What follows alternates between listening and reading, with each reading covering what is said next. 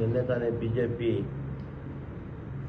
ಪಿಯ ಅನೇಕ ಲೀಡರ್ಗಳು ಎನ್ ಆರಲ್ಲಿ ಏನೋ ಮಾಡಿಬಿಡ್ತಾ ಇದ್ದೀವಿ, ಕಲ್ಲೋಟ್ ಸೇರಿಸ್ಬಿಡ್ತಾ ಇದ್ದೀವಿ, ಪಿ ಎಲ್ ಎಸ್ಗಳನ್ನ ಕಟ್ಟಿ ಹಿಡಿದು ಮಾಡಿಸ್ತಾ ಇದ್ದೀವಿ, ಹಾಗೀಗ ಅಂತ ಅನೇಕ ಆರೋಪಗಳು ಮಾಡೋದು. ಇವತ್ತು ಆ ಆರೋಪದ ವಿಚಾರದಲ್ಲಿ ನಾನು ಹೇಳೋದಿಷ್ಟೇ, ಅದೆಲ್ಲ ಸುಳ್ಳು ಆರೋಪ. ನಮ್ಮ ದೇಶದಲ್ಲಿ ರಿವಿಷನ್ ಆಫ್ ವೋಟರ್ ಲಿಸ್ಟ್ ಮೊದಲನೇ ಬಾರಿ ಆಗ್ತಾಯಿಲ್ಲ, ಅನೇಕ ಬಾರಿ ಮಾಡೋರೆ.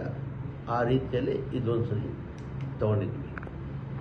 ಕೇಂದ್ರ ಸರ್ಕಾರ ಚುನಾವಣೆ ಆಯೋಗವನ್ನು ಉಪಯೋಗಿಸ್ಕೊಂಡು ಈ ಸತಿ ರಿವಿಷನ್ ಆಫ್ ವೋಟರ್ ಲಿಸ್ಟ್ ಅನ್ನೋದು SIR ಹೆಸರಲ್ಲಿ ಜನರ ಮೇಲೆ ಒಂದು ಕಾನೂನನ್ನು ಹೇರಿಸಿ ಪ್ರಯೋಗ ಮಾಡ್ತಾ ಇದ್ದಾರೆ.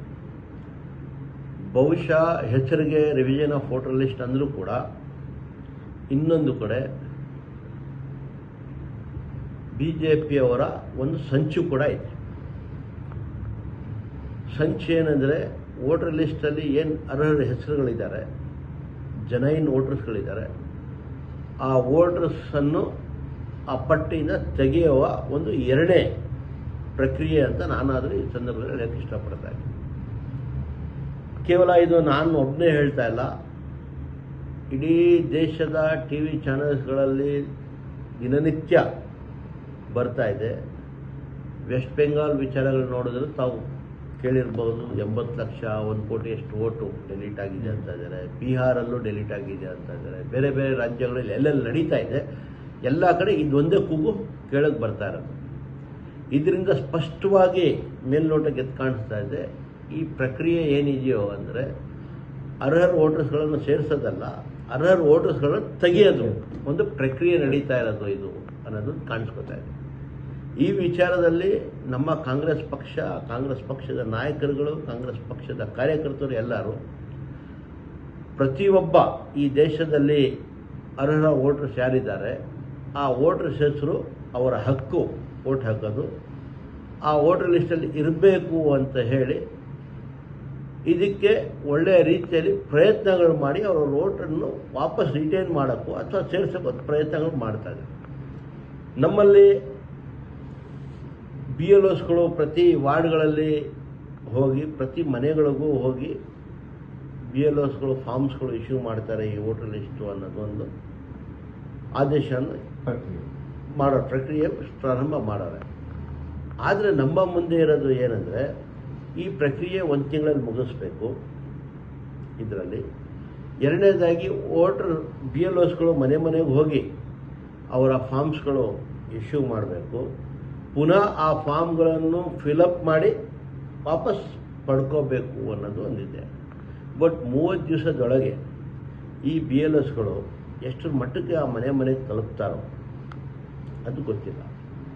ಎರಡನೇದಾಗಿ ವೋಟರ್ ಲಿಸ್ಟ್ ತಾವು ನೋಡಿದರೆ ತಮ್ಗೆ ಗೊತ್ತಾಗ್ತದೆ, ವೋಟರ್ ಲಿಸ್ಟಲ್ಲಿ ಒಂದೇ ಡೋರ್ ನಂಬರ್ ಸಂಖ್ಯೆಯ ಮನೆಗಳು ಒಂದೊಂದು ವಾರ್ಡಲ್ಲಿ, ಒಂದೊಂದು ಏರಿಯಾದಲ್ಲಿ 4-5 ಇರ್ತದೆ.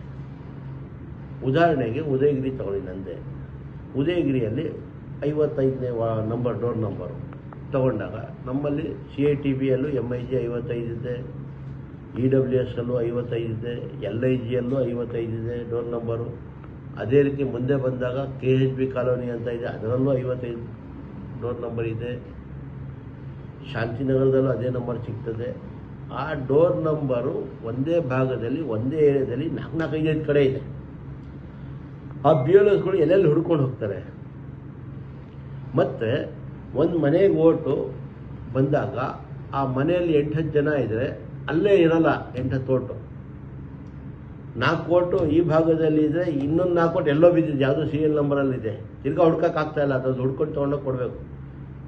ಒಂದೇ ಮನೆಯ ಓಟ್ ಕೊಡಬೇಕಾದ್ರೆ 4-4 ಸರಿ ಸುತ್ತಾಡಬೇಕಾಗ್ತದೆ ಅವರು ಬೇರೆ ಬೇರೆ ಕಡೆ. ಇಷ್ಟೆಲ್ಲ ಮಾಡಿ ಅವ್ರು ತಂದುಕೊಟ್ಟು ಫಿಲಪ್ ಮಾಡಿ ತೊಗೋಬೇಕಾಗ್ತದೆ. ಈಗಿರೋದು ಕಳಿಸ್ತಾ ಇರೋದು ಅನೇಕ 90% ಆಫ್ ದಿ BLOs ಏನಿದ್ದಾರೋ ಸ್ಕೂಲ್ ಟೀಚರ್ಸ್ಗಳು.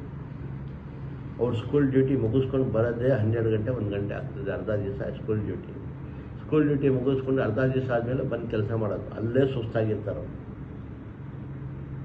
ಮೂರನೇದಾಗಿ ನಿಮ್ಮ BLSಗಳು ಕೊಟ್ಟಿರೋದ್ರಲ್ಲಿ ಅನೇಕ ಅಂಗನವಾಡಿ ವರ್ಕರ್ಸ್ಗಳಿದ್ದಾರೆ. ಅಂಗನವಾಡಿ ವರ್ಕರ್ಸ್ಗಳಿಗೆ ಕನ್ನಡ ಓದೋರಿಗೆ ಇಂಗ್ಲೀಷ್ ಬರೋಲ್ಲ, ಇಂಗ್ಲೀಷ್ ಓದೋರು ಕನ್ನಡ ಬರೋಲ್ಲ. ಈ ಸಮಸ್ಯೆಗಳಿದೆ.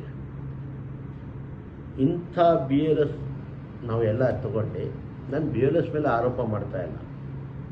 ನಾನು ಕೇಳ್ತಾ ಇರೋದು, ಇಷ್ಟೆಲ್ಲ ಸಮಸ್ಯೆಗಳಿದ್ದಾಗ ಅವರು ಪ್ರತಿ ಮನೆಗೆ ಹೋಗಿ ಕೊಡೋಕ್ಕೆ ಸಾಧ್ಯನ?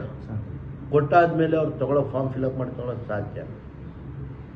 ಅದಕ್ಕೆ ನಾವು ಕಾಂಗ್ರೆಸ್ ಅನೇಕ ಲೀಡರ್ಸ್ಗಳು, ಕಾಂಗ್ರೆಸ್ ಅನೇಕ ವರ್ಕರ್ಸ್ಗಳು ಏನು ಮಾಡಿದ್ದೀವಿ ಅಂದರೆ, ಒಂದು ಗುಂಪಾಗಿ ಒಂದು ಕಡೆ ಕೂರಿಸಿ ಅವ್ರನ್ನ ಫೋನ್ ಮಾಡಿ ಕರೆಸಿ ಆ ಮನೆಯಿಂದ ಕರ್ಕೊಂಡು ಬಂದು ಐಡೆಂಟಿ ಕಾರ್ಡ್ ತೋರಿಸಾದ ನಂತರ ಫಾರ್ಮ್ಗಳು ವಿತರಣೆ ಮಾಡೋಕ್ಕೆ ಒಂದು ವ್ಯವಸ್ಥೆ ಮಾಡಿದ್ವಿ. ವಿತರಣೆಯೂ ಕೂಡ ಬೇರೆಯವರು ಯಾರು ವರ್ಕರ್ಸ್ ಆಗಲಿ ಬೇರೆಯವರು ಯಾರು ವಾಲಂಟಿಯರ್ಸ್ ಮಾಡ್ತಾ ಇಲ್ಲ. ಆ ಸಂಬಂಧಪಟ್ಟ BLS ನೋಡಿ ಅರ್ಜಿ ಬರ್ಕೊಂಡು ಅವ್ರ ಸಿಗ್ನೇಚರ್ ತೊಗೊಂಡು ಫಾರ್ಮ್ಗಳು ಇಶ್ಯೂ ಮಾಡ್ತಾ ಇದ್ದಾರೆ. ಇದರಲ್ಲಿ ತಪ್ಪೇನಿದೆ? ಮತ್ತು ಎರಡನೇದಾಗಿ ನಾನು ಕೇಳ್ಕೊಳ್ಳೋದಿಷ್ಟೇ, ಮನೆಗೆ ಕಳಿಸ್ತಾ ಇದ್ದೀರಾ ನಿಜ. ನಮ್ಮ NR ಕ್ಷೇತ್ರ ತಾವು ನೋಡಿದ್ದೀರ, ಕಡು ಬಡವರ ಕ್ಷೇತ್ರ, ಲೇಬರ್ ಕ್ಲಾಸ್ ಇರೋ ಕ್ಷೇತ್ರ. ಅವರು ಬೆಳಗ್ಗೆ ಕೆಲಸಕ್ಕೆ ಹೋದರೆ ಜೀವನಕ್ಕೆ ಉಂಟು, ಇಲ್ಲದ್ರೆ ಇಲ್ಲ. ಹೆಂಡತಿ ಮನೆ ಕೆಲಸಕ್ಕೆ ಹೋಗ್ತಾಳೆ, ಗಂಡ ಬೇರೆ ಕೂಲಿ ಕೆಲಸಕ್ಕೆ ಹೋಗಿರ್ತಾರೆ. ಬೆಳಗ್ಗೆ ಹೋದರೆ ಅವ್ರು ಸಂಜೆ ಬರ್ತಾರೆ.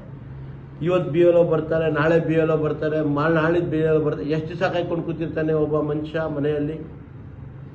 ಆ BLO ಬರೋ ಟೈಮಿಂಗ್ ಅವ್ರಿಗೆ ಎಲ್ಲಿ ಗೊತ್ತಿರ್ತದೆ?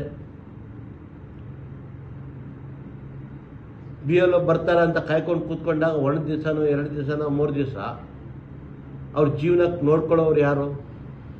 ಸರ್, ಈಗ ನೀವೇ ಹೇಳಿದ್ರಿ ಇಷ್ಟು ಸಮಸ್ಯೆ ಇರುತ್ತೆ, BLOದು ಸಮಸ್ಯೆ ಇದೆ, ಇದು ನೀವು ಮಾಡ್ತಾ ಇರುವಂಥದ್ದು ಒಳ್ಳೆ ಕೆಲಸ. ಈ ಒಳ್ಳೆ ಕೆಲಸ BJP-ಅವ್ರಿಗೆ ಅರ್ಥ ಆಗ್ತಾ ಇಲ್ವಾ, ಇಲ್ಲ ಬೇಕು ಅಂತ ಇದನ್ನು ಸಮಸ್ಯೆ ಮಾಡಲೇಬೇಕು ಅಂತ ನಿಂತಿದ್ದಾರೆ?